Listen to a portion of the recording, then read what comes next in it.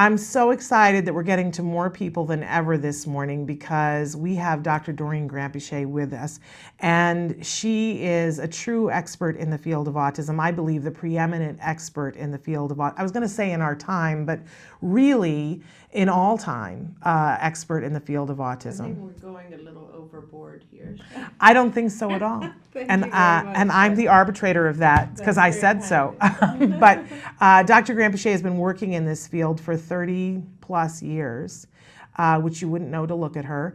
But I think sometimes the kids are part of what helps to keep you young and keep all the people who work in the field of autism young. For sure, and the parents for sure. No well, that didn't rub off on me as an autism parent. I don't know if you heard this morning. I was reading an email from one of the parents, and we get so many of these emails, and they're just so touching, and they're just such a breath of fresh air. Like, it's not even about, it's just about the effect these therapists have, and I just love that. It's such an amazing thing when you read these emails. Well, so touching. I was thinking about this morning. Now, this is the last show of the year that we have Dr. Granpeesheh. See, I'm already going to get weepy. And normally I give you a present in the last show, and it's not done yet. So you're not getting your present today. I'm just letting you know that. Thank you. You're going to get it later on in the week or great. the beginning of next week.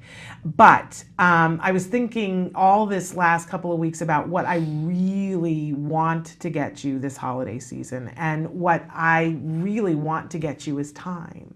I want to be able to give you time. If I could give you a day of my life, and you know oh my God, how much I love my life and love my little boy, but if I could give you a day of my life, I know you would do amazing things with it, and I would. That's such an amazing thing to say. Thank you so much. Well, That's and incredible. I mean it from the bottom of my heart, but I was thinking, but often, but not every day, but I'm going to make an effort to make sure that it's every day, you are in my prayers. Thank you so much. And I know that you are in so many other autism parents' prayers that we much. thank you, and we have so much gratitude for you for the things that you do and that you have been doing for decades, helping all kinds of individuals on the spectrum. You're going to make me all emotional. No, see, I'm on air. It's that thing. I'm already crying today. But we do appreciate you, and I want for people who don't know you to know that you have been working in this field for more than 30 years, ranging from very small babies up through senior citizens on the autism spectrum, helping them to find their way, to be able to do the things that are important to them, that you look at each individual and help each individual. And that in and of itself is miraculous. But you also are better than anybody else I know at being able, perspective taking is really one of your many, many talents, and teaching. You're an amazing teacher. You've been able to take what you know and give it to others, which is one of the great gifts to us, that you have a legacy of people who now know how to give this to other people, but you take care of the families. You see the individual, you take care of them as a whole person, and you take care of the families, and you are a visionary who has seen what's coming down the path, and there is no better time that we need someone like you than right now. Thank you so much. I appreciate it. But I have to say, I've had kind of I feel like yesterday I was out at UCLA. I was trying to talk to UCLA psychology department to try to see if we can start a behavioral psych program there. Which we can't, unfortunately, right now. And it was kind of a very melancholy visit because I was told that they're shutting down the psychology building for a few years for seismic renovations. But when I was there, and of course I can't go to UCLA without going to the 5th floor where I studied for 12 years, and I went up there and I was just thinking to myself, like, oh my gosh, when I started the studying of autism and when I started working in autism in 1978, I went up to the 5th floor where there were several rooms there and are all of our offices, and Lovas's office and my office and so on, and then one of the offices right next to his was a room that in the 70s had a electric grid floor. And then later on, of course, they came and covered it with wood and carpet and stuff. But that room was one of the rooms where the original research was done to try to teach attachment behavior, because many years ago in the 60s, when they first started experimenting with behavioral technology techniques and autism, and people have to understand that autism looked incredibly different back in the 60s. It was a much more severe type of disorder than it is now. But one of the things that they used to do was, this was pre my time, was that parents would stand on one side of the room on a platform, and then the child was on this electric floor, and the electricity would turn on. It was a very mild electrical thing. We experimented with it later ourselves, but it would tickle your feet, kind of make you uncomfortable. You would run to the platform, and this taught you to go to the parent for relief, basically. And it taught attachment behavior. It sounds a lot more horrible when I say than what it actually was, because when you think of electricity, everybody thinks like, whoa, that's scary. But really, when it's a very mild amount, it just feels like kind of a little tickle. But I was there and I thought to myself, oh my God, how far have we come? That's where I was trying to go with this, because later, when I started there in the late 70s, we of course had the whole room redone, covered, and then that room became our studio, which was very similar to this, but it wasn't a filming studio. It was like that room, the production room, and there was a massive, I assume now it was an AVID thing, and we had these film producers who were there helping produce the 1987 recovery video, and I worked a lot on that video with them, which shows a lot of children before and after intervention. And so I stood there at the door of that room, and I thought to myself, all the different things that we used that room for. Then later on I used it for my doctoral dissertation studies, like when I had subjects coming in there, participants, and all these thoughts. And then I thought, okay, and then I left UCLA in 1990 and started CARD, and then all the things we've learned since then, and like where we started, honestly, Shannon, it's like a completely different program than what it was in 1990, even, because, every year that goes by, you learn something new. And then I came home and I started telling my daughter, Nikki, who is very involved with psychology now, and I started talking to her about it. And she always gives me these things to think about. And she's working on a lit review for one of our staff here. And I was like, what's the lit review about? And she was like, well, it's about the fact that functional behavior assessments should be different for kids with autism, because kids with autism don't react the same to social attention, right? So obviously we should be looking at their motivation for attention-seeking behavior as somewhat different. And I thought, wow, that's an amazing study, right? And I think it's actually Esther's study. I'm not sure whose study it is, but I thought to myself, and this was probably the last thing she said to me last night, and I thought, like, the number of people, and earlier in the day I had gone to visit her in our metabonomics lab, where they're actually, doing things on children's feces and like trying to... The poop study, as I fondly refer to it. And I thought to myself, like, it's unbelievable how far we've come and how many things we still have to learn. We still have to learn, because you cannot in any way assume that what we're doing at CARD, and this mom's email today brought all this back for me today, because she said, she was just saying how great we are in Orange County where she is. And I was thinking, honestly, the spirit and the energy and the wonderfulness of all of our CARD staff just flows through to some of our children and the families, and it's so beautiful. But I just wish that I had the energy that I had 30, 40 years ago, because I wish that I could just learn more and I could help more families, because there are still so many families where the best we can do is to help maintain and help reduce challenging behavior, but we can't. We still, to this day, are not recovering all of our kids, obviously. And so that means there's something we still don't know. There's so much we still don't know about autism. And my hope and wish is that, and I'll be in this field for a long time to come, but I hope that by the time the next decade, I hope that we all can learn much more about how our kids process the world, what are the best things we can do for them, before birth, at a very young age, during adulthood, throughout their lifespan. What can we do to help them better? And that's truly my wish to God for this season. Absolutely Really. wonderful and lovely to hear.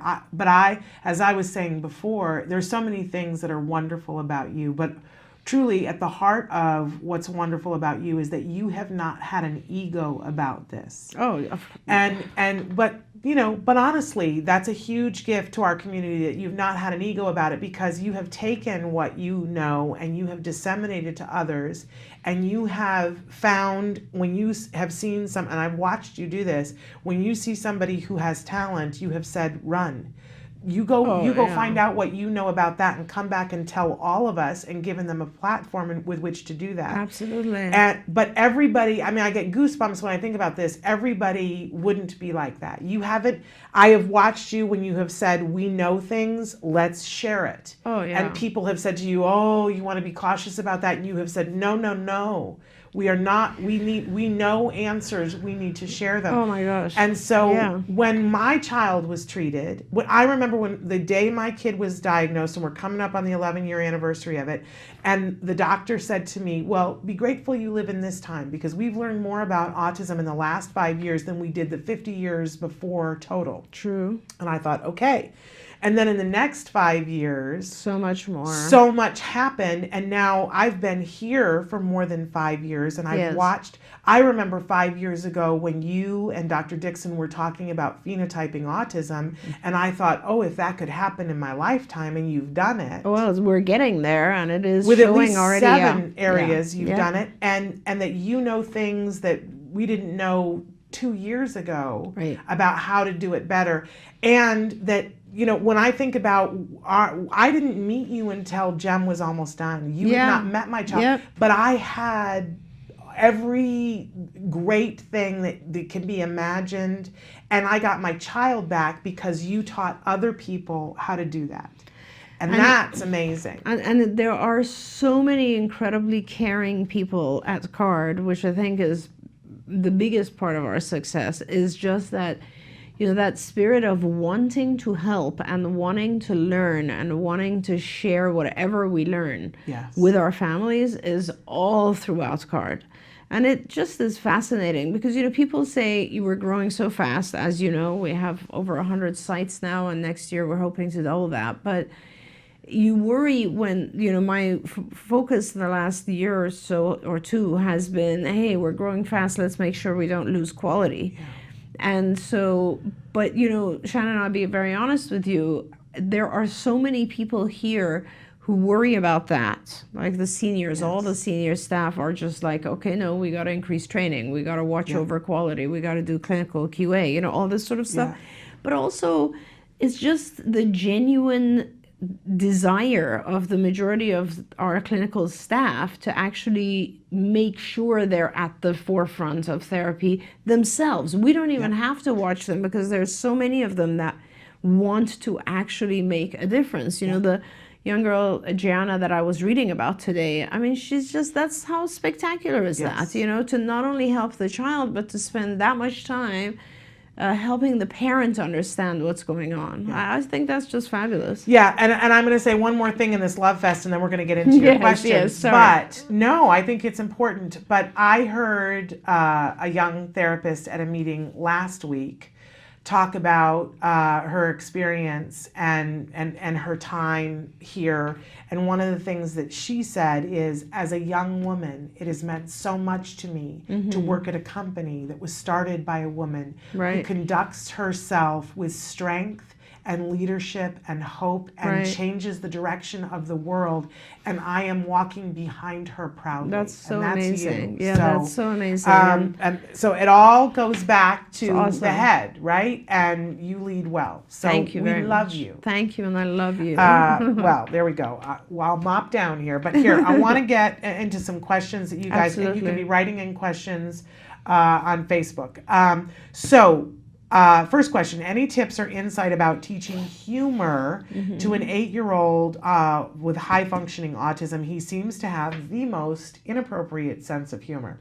I just want to say that 7 and 8 is my favorite age range. Right. Because that is the age that Alice in Alice in Wonderland is. She was 7. Oh, okay. And I love, if you want to send me into a classroom, I love all kids, but send me into a 7 and Really? 8-year-old, because they all have ridiculous sense of humor. Yes. And I love that. Yes. I yes. love the inappropriateness. They don't know about being politically correct. That's true. So so I just want to put that in there, that all 7 and 8-year-olds, it's the fart joke humor. Oh, sure. I love that. I absolutely I think a lot of us get stuck at that age. I know I do. And many men get stuck at that age, which is why we have the movies That's that we true. have. That's so true. And I only enjoy watching those kinds of movies if there is a 7-year-old, an 8-year-old, or an adult male who has not left that age range. Exactly. Because that's the only way I can really appreciate it. Otherwise they think we're crazy laughing Right, at because it. you're like, okay, really? Poo-poo humor is that funny? But it is when you're with somebody who appreciates it. And it's good that you say that, because I often feel that the majority of our kids, especially when you look at a high-functioning child, they are typically in humor or in social settings, and so they're just like a couple of years behind.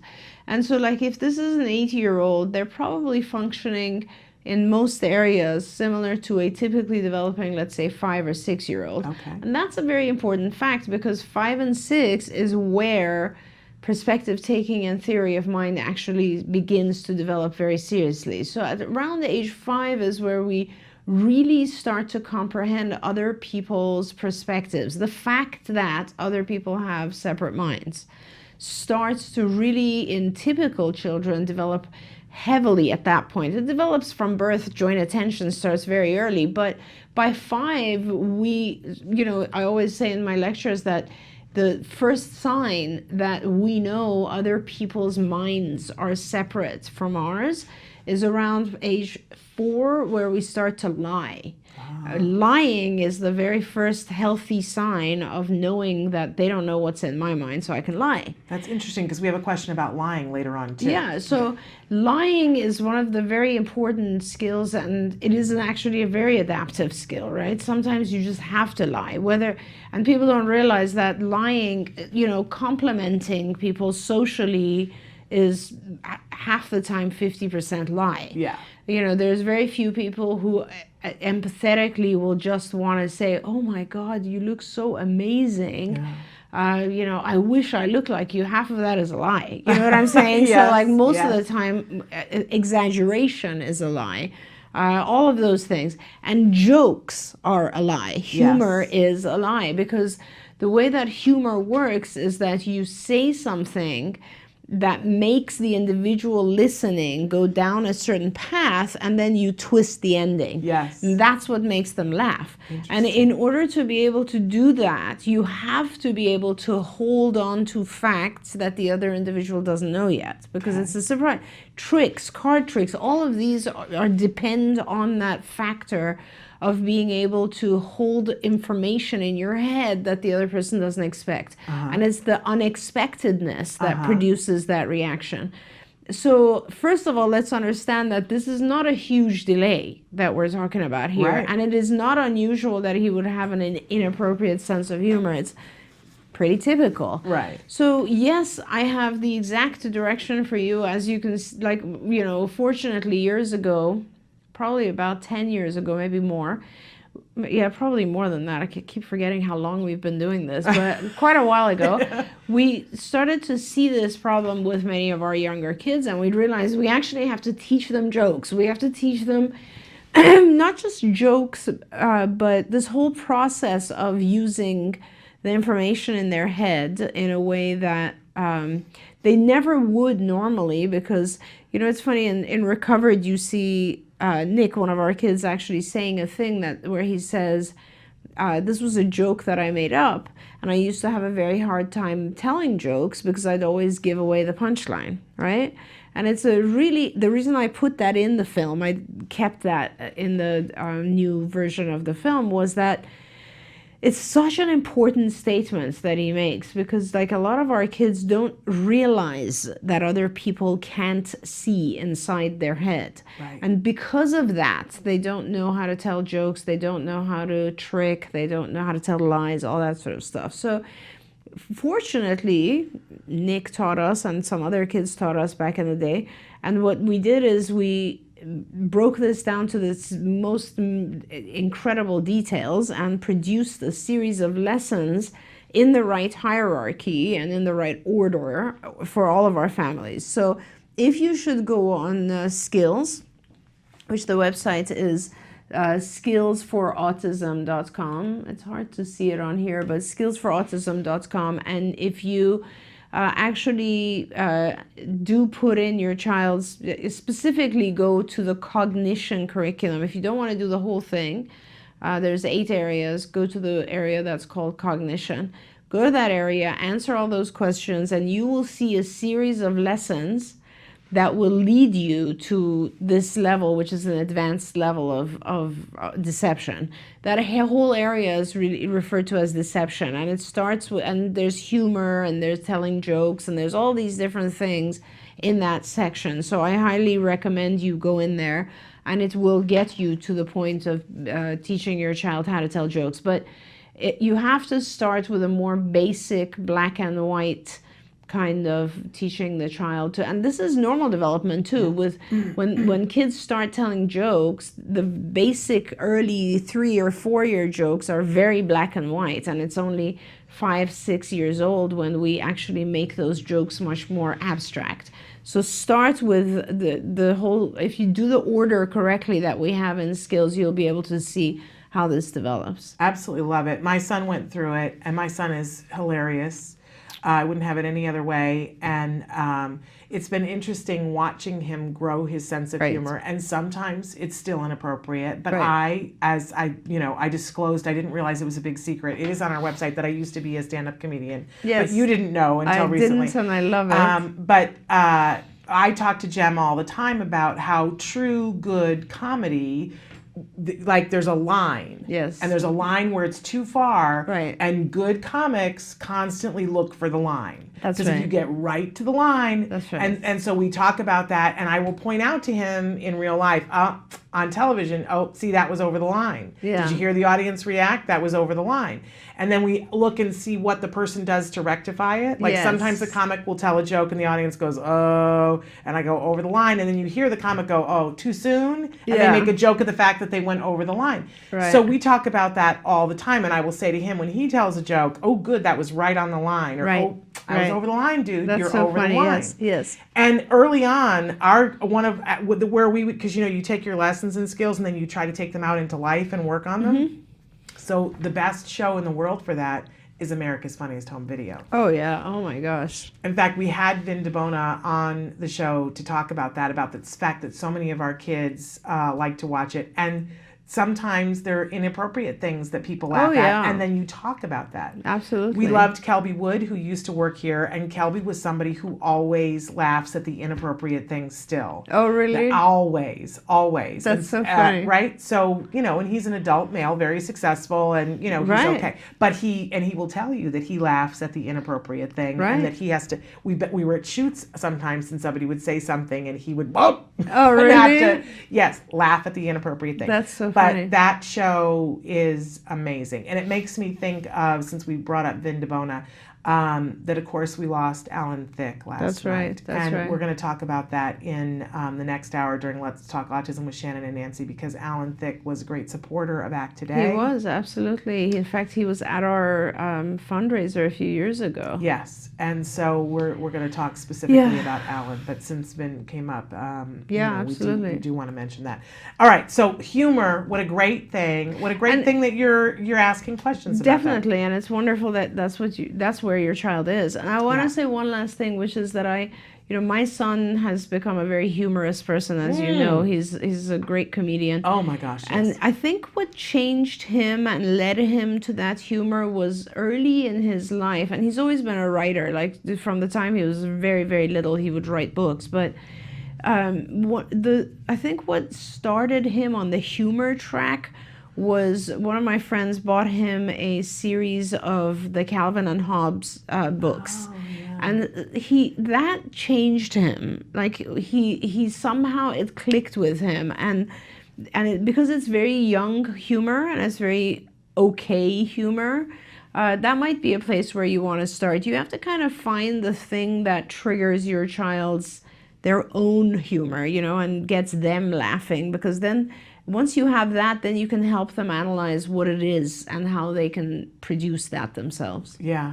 It's wonderful. Wonderful thing to be working on. Absolutely. All right, we're going to take a break and then we're going to be back with more of your questions, and hopefully I'm having issues with Facebook in here, but we're going to try to get some of the questions that you guys are writing in on Facebook. Stick with us.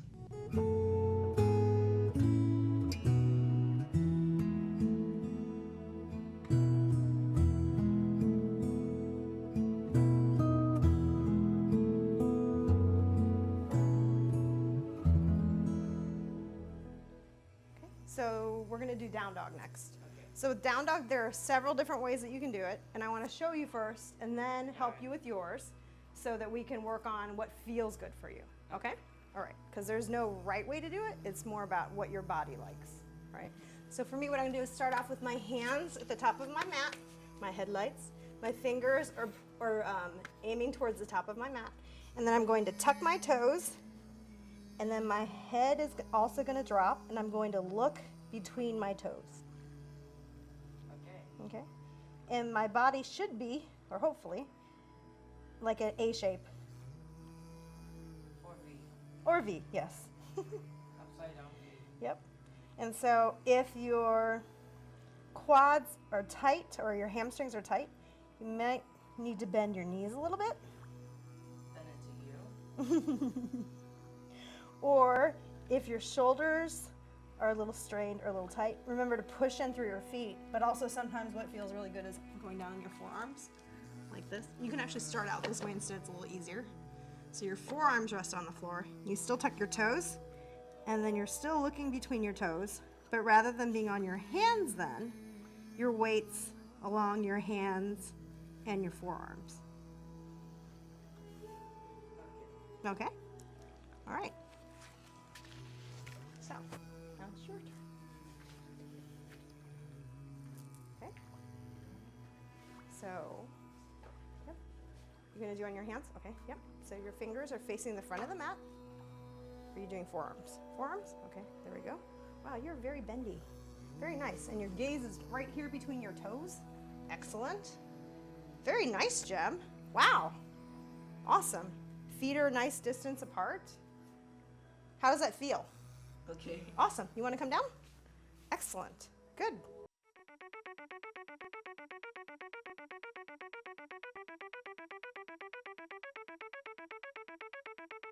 Hi, I'm Shannon Penrod, and we're at the ABCs and XYZs of Special Needs Conference. And this year, for the first time, they've got something really remarkable. It's the Entrepreneurial Boutique. These are all items that have been made and are being sold by individuals who have special needs. So we're going to do a little shopping and talk to some of these fabulous entrepreneurs. Come on. My name is Molly Rarick, and I'm founder of Breed's Gift. We're a nonprofit that serves teens and adults with special needs, like Chase here. We were founded in 2013 and serve people in the Conejo Valley, Santa Barbara, and LA. Our main objective is to give our participants the skills they need to gain a more independent life. My name is Shelley Cox, and Lisa Zalagi and I are founders of Creative Steps and Create Micro Business Enterprises. And the items that we're selling here today are all made by the clients who have passions about what they want to make, and then they get the profits from what they make after we've paid all of the other expenses. We are here today because my goal is to be independent, and also I would like to share all my artwork, and I would like to sell. Thinking about at his young age being a businessman, it's amazing. I cannot be more proud.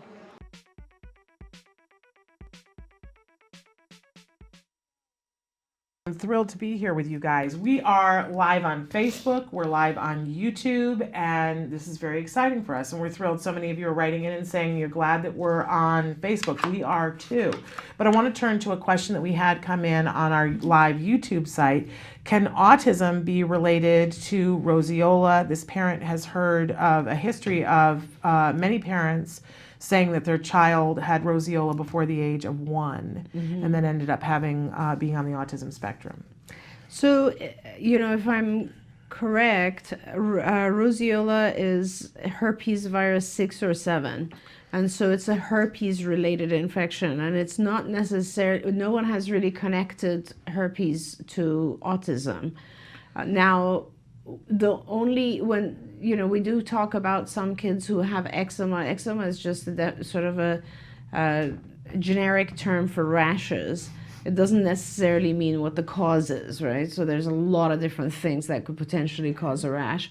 But with children particularly, I think, who have had problems with yeast, which also causes rash, then there is often a connection. We see a lot of kids who are having difficulty with yeast infections and candidiasis, and they do end up having autism, or we don't know which precedes the other. They're just correlated.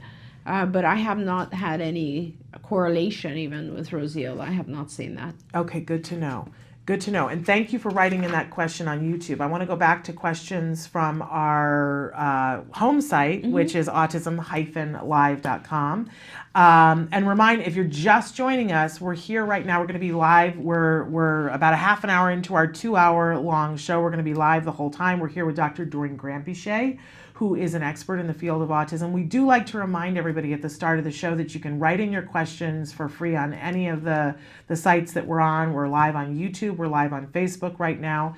But there is no expert in this format that could give individual specific advice. Right. So we like to keep the answers general in nature, but Dr. Granpeesheh is such a wonderful expert who has worked with so many different types of people on the spectrum over the years. She's a great person to ask questions for, and we appreciate her being here. I want to go on to this next question. Hi, Shannon and Dr. Doreen. Do you think it's a good idea to show a high-functioning teen their skills graph? The green red bar that shows skills to learn versus attain skills. Will that hurt the ego or help with focus on what to work on and be able to see progress? About to have the talk with my teen about autism, and working on skills is coming up next. Thank you and warmest wishes to you. P.S. Shocking how much red there was on the graph. Skills gave the info necessary to help us move forward and provide the path. And thank you. Now I just have to get moving. It's always that, right? Yes, it is. It's just keep swimming, as Dory would tell you. Yeah, absolutely. And honestly, it is, please don't let it shock you or scare you. If you take that assessment, you'll have a few red things as well. If I take it, I'll have. Thank you for saying that. The truth is that we're very obsessive when it comes to skills and assessing our kids. And the reason for that is that not that every child has to achieve 100% of their skill, really learn everything and make the whole graph green. That's not the purpose. Because what happens, first of all, none of our kids get to that point. Let's just be very clear about it. But the reason that we're obsessive about this is that we want to make sure that we don't miss something that's a critical skill. There's the whole area, one of the subtypes of ABA is pivotal response training. And in that, what's important is to make sure that you teach the pivotal skills, the skills upon which other things depend. And that is often, I find, something very important in our field, because people will try to just hammer something down. Like we had earlier, we had the question about humor. And there is no way a child is going to successfully be able to understand humor or tell jokes if, for instance, they don't understand the basic first level theory of mind, which is just telling a lie, let's say. So there are certain things that just depend on other things, and it's really, we didn't want to miss any of those critical skills for a child, so we listed everything. But please don't assume that your child has to actually get 100% of what's in there. Showing the teen, high-functioning teen, what areas need to change, you can do, but what I would suggest is that you try to perhaps do one area at a time, and also perhaps produce a profile first for yourself. Maybe answer the questions in a way that allows your profile to not be that good either. and maybe look at like one area, maybe social skills, or another area would be executive functioning, or another area would be cognition. One of the areas and not all three, because you don't want to overwhelm the teen. You do want to give them a visual. What you're trying to do is you're trying to give them a visual of what they have to accomplish, instead of, and you definitely don't want to overwhelm them. So it would be good if you did it for yourself and you kind of did a competition of some type. Like, you know, often my girls and I have two daughters, and like if we overeat for the holidays, then all three of us will be like, let's lose weight, who's going to lose 5 pounds faster, that kind of stuff. So it's sort of a manageable goal, and it's also a friendly goal, and everybody wins and that kind of thing. So if you do that, that might not be a bad idea. I recommend you look in the section that lists all the lessons. So like you will look at curriculum area, let's say cognition, and then look at the detail under that curriculum, because then it'll show all the different lessons within that area. And I think that's helpful for the teen to see. Okay. And for anybody just tuning in, what we're talking about skills, you can check it out for yourself, skillsforautism.com, FOR autism.com, or you can call 877-975-4559. There are so many things about skills that are wonderful, but one of the first things that you get to do is take an assessment, and then it shows you, as we were talking last week about when you go to the mall, and you want to look to see how to get to Macy's, you go to look at the map and it says you are here, and then you can chart how to get to Macy's. Right. Well, this assessment gives you a picture and says you are here, and if you want to achieve what the norm is for that age, it shows you where the bar graph is. But as you said, no one's going to be 100% in the norm on everything. ever. Exactly. It's not going to happen. Exactly. But so useful for those of you who are like, well, you know, now they give you a number for autism, but I was always saying, but where are we? Like, how far behind are we? What and this not only shows you where you are, it shows you what you've been working on and how much you've gained for that, and how far you would have to go in separate areas. That's right. One of the things that was awesome for me is that, you know, when you go to an IEP and they talk to you about, well, we're working on, you know, the expressive and we're working on the receptive language and da-da-da-da-da-da. I'm a former teacher. When I was able to look and go, oh my goodness, his receptive skills are so much higher than I thought they were. Right. And his expressive is not as good as, but that means, that tells you how to teach somebody. Absolutely. And I think it has a lot of different value, and we should talk about it a little bit, because I think it's helpful for people to grasp the enormity of what has to happen. You know, so when you first look at a child, you're looking at these 8 areas of functioning, and I think that's really important. So because you want to figure out what areas they're strong in and weak in, right? And so you're looking at, let's say, all these 8 areas are social, cognition, executive functions, play, motor, academic, adaptive, and language. Right, and those are all the areas. But let's say we're just now talking about social. Now, in social, there's, I don't know, hundreds of lessons, right? There's so many different areas that define what social behavior is. Let's just look at one. One area would be social conversation. Now, social conversation or social communication, I can't really focus on the social aspects of communication unless the conversation in language is up to par. So there's a prerequisite that connects right there. So if my child does poorly on that, the assessment questions that pertain to that, like a question could be, does your child know how to interact with a group of children, right? Verbally interact with a group of children. The answer is going to be no. But how you teach that is not by putting the child in a group of children and then modeling for them exactly what they're supposed to do. How you teach that is you go back and you divide that and say, what are the prerequisite skills for this? And there's some of them are going to be in other domains. For example, the child has to be fluent in just basic conversation, being able to, which means they have to be able to take turns. They have to be able to listen to other people and understand the meaning of what other people are saying, concrete and abstract. They have to be able to make sentences that are on point to the conversation, not irrelevant, and they have to keep the length of their utterance pretty equal to other people's, like we're always constantly paying attention to that. If all those things happen, then fine, they can join a group.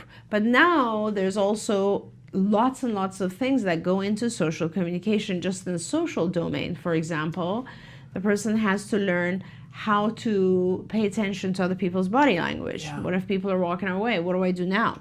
How to repair the conversation. What if someone misunderstood and starts getting upset? How do I repair that and correct it and fix it?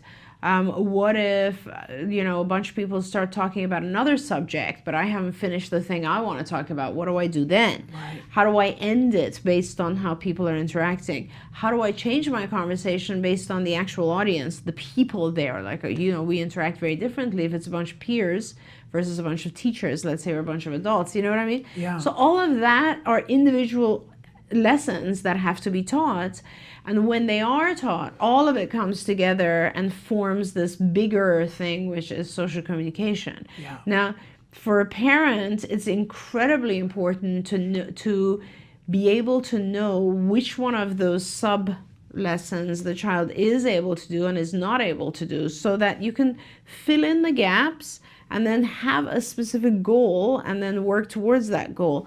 That's what I find is often missing in things like IEPs, because, or any kind of goal that we usually get for our kids, because no one really says, oh, okay, here's our bigger goal, here's all the sub-objectives that we have to do, and this is where we're at. No one ever does that. Yeah. And if you do that, at first it seems like, whoa, we have 100 things to work on. But the truth is, they're smaller things, so you get through them, and it's a check off. It's kind of like, when you want to lose 10 pounds, you don't suddenly say, I'm going to lose 10 pounds. You do, you say, I'm going to lose a pound a week. Right. So every week I'm going to check this off. You know what I mean? So that's kind of the same thing. It actually makes it more rewarding when you break it into the And big... possible. Right, and And possible. without that, because you it's feel like I'm making impossible. progress. I'm making progress. I'm Exactly. moving in the right direction, which Exactly. is what works. Exactly. So amazing to see. So we're talking about skills. You can visit and find out more about skills by going to skillsforautism.com. It's also, you can call the number 877-975-4559. And by the way, there are other things in skills too, besides the assessment and the lessons and tips in teaching the lessons. There's a whole side of it that's just dealing with behavior. Yes. So check it out and call them and ask them, say, hey, I want to know more about this. Tell them Shannon and Dr. Doreen sent you. They'll love that. Okay, I want to continue on with another question here, and we're starting to run out of time. And so I want to go to the one that, because we had talked about lying a little bit. They said, good morning. How do I get my 12-year-old son to own up to his mistakes? He will be caught red-handed and still lie and deny and lie again. How can I help him be honest and accountable? And thanks. There is a silver lining in that, right? Yes, there is. Okay. And so I don't know necessarily at this point that he's trying to not be accountable. I think he may, actually I see a lot of things in this. I don't know if he understands that that his lies are obvious. I don't know if that's the case, which basically means I don't know if he has a theory of mind. If he has a deficit in perspective taking, this is just going to be an impossible task for him. So please don't get mad at him, because he might not be lying. He might not be lying maliciously. He might just not understand that you can see through it. And that's most likely the case. So first thing you want to do is you want to actually just go back with and focus on the concept of truth or untruth, not as it pertains to him, but as it pertains to life. Like, for instance, this is a cup, right? And if I say this is a pen, that's a lie. But this is a pen. So if I say this is a pen, that's the truth. So work on those concepts with him first, just so he understands that. And I think if he's not owning up, so then the other aspect of this is not just the delivery, but it's the fact of he's not owning up to his mistakes. I think we don't own up to our mistakes when we have a lot of fear associated with it, and so you need to reduce the fear that's associated with this. And you can do that with two ways. One is that you can model for him and prompt for him to actually make a mistake and then tell you about it, and then you laugh about it. That way he will realize that he's not going to get a huge punishment for every mistake, because mistakes are mistakes after all, right? Yeah. We shouldn't get punished for mistakes. We mainly receive punishment in the world for things that we should have learned by now, but we're either being lazy about it or not paying attention or whatever. But everybody makes mistakes. The other thing you can do is you can make mistakes and laugh about it and so on, so that you show him that everyone actually does make mistakes, and that it is okay to tell people that you made a mistake. Because accountability has to do with, being accountable for something. You have to have a lowered fear of the consequences of being accountable. And I think that's what you need to do, is you need to lower the fear that he's associating with telling you what just happened. Yeah, our team, I don't remember whether it was you or the people on the team, but at some point we were told to make sure that there was a reward for telling the truth, and that the telling the truth was always a bigger reward than whatever punishment would come down the pike. Definitely. And we try to reiterate that, because it is so important in the teen years that we make sure that our kids trust us enough to tell us the truth. Right. Because other And devastating things can happen. Absolutely. And I want to go back to the psychology of why they trust you enough. It's funny because my kids tell me everything. Yeah. There is absolutely, I would say, probably less than a 1% of lying going on with my kids. And that is because they know no matter what they tell me, I'm not going to be angry. Yeah. I'm just going to put myself in their position and try to figure out why they did what they did and help them. Yeah. And I think a lot of owning up to our own mistakes has to do with that. Oh yeah, absolutely. That trust factor. Okay, I want to move on to another question here. They said a question for the psychologist. I work with two families who adopted a son who have autism. Around this time of year, both of them bring up their real family, and one of them is nonverbal and he always has behaviors. What do you think they are communicating to us? Hard to guess, right? Yeah, I would not assume anything at this point, because I don't know. A lot of times we think, when things happen together, we tend to put them in a time frame and think, oh, it must have something to do with this time of year. But I wouldn't make that assumption at this point. I would just, first of all, separate the two individuals. Whenever you're trying to figure out what happens with one child, you have to just identify the function. What is it they're telling you? Why are they telling you? What are the motivating factors? It's too hard for us to make any assumptions here. Okay. And then what do you tell, because we've been talking a lot about the holidays, what do you tell caring relatives who point out deficits of our kid? Not to hurt, but to attempt to bring it to our attention. The elders in the family do this in hopes of helping. Their intention is good, but it drives me nuts. We are aware of those so-called deficits and are either working on them, or it's a low priority, or we're out of gas. Air hugs, because we all get to that at some point, right? Mentioning those things brings up stress. So what do you recommend?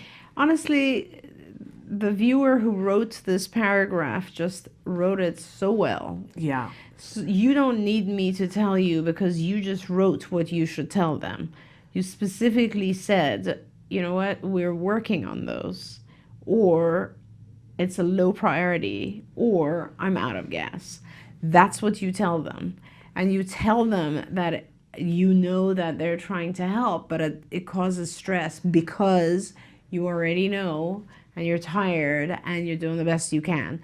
And that's essentially what you need to be telling people. And you know what? There's so many people in the world who just don't understand what it's like to live with a child with autism. I say, I've been working in this field for, as Shannon said, almost 40 years. And I still tell my staff, I cannot presume to know what it's like to be the parent of a child with autism, or to live with a child with autism, because you know, I've had my friends who have children on the spectrum come and stay with us or vacation with us, and that's the closest I've ever gotten. I have not gotten up in the morning and gone to bed at night, and I've been working in this field with children and with families for almost 40 years. So it's very hard for people who are not affected by this directly to know exactly what it is that you go through. Don't let them stress you out. Don't let them judge you. Don't feel judged. Just remind yourself that this person doesn't have a clue. They don't know. And what they're doing is they're trying to help the best they can. The fact that it bothers you, you can let it go. You can let it go. Don't let it bother you. This is the same as when we take our kids out. It's funny, yesterday, a couple days ago, you know Josh, who used to work here, very tall Josh, right? So he and the beautiful baby and they're engaged now. Yes, they are. And he was just telling me, we were out in the car, and he said something. They have a baby, of course, a couple of years old almost, Carson, and he said, you know, it's amazing. I think it was him or someone said to me, it's amazing how you are as a parent once you have kids. You know, yes, how different you are once you have a child. And you used to go out to supermarkets and you'd see these kids freaking out. And you'd be like, why doesn't the parents control their kid? And now you have that freaking out kid. And you're like, well, he's just a kid, right, you know, and he wants to. Having feelings. Yeah, exactly. So for those people who give advice where it's not really needed or necessary or helpful, it's the same thing. They don't have the child. They don't know.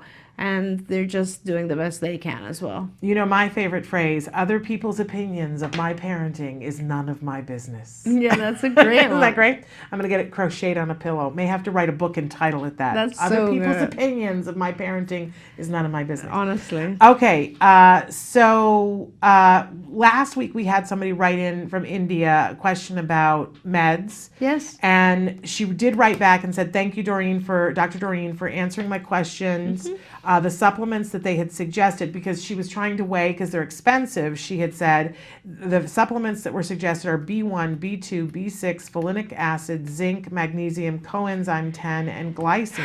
Yeah, and these are good. These are very good supplements, and I don't know why they should be expensive. That's my question. Mm-hmm. And so maybe, like, if you would email me, we can find you a cheaper way to get supplements. Maybe it's because you're in India. Maybe I need to send you a care package. Yeah, and maybe that's what we do, because of course we have on our board Dave Humphrey at the Act Today board, who owns the Kirkman Labs, and we might be able to get you a nice package and send it to you. Yes, so write to me, make sure that I have your email address. For those of you who don't have my email, it's S as in Shannon, .Penrod, PENROD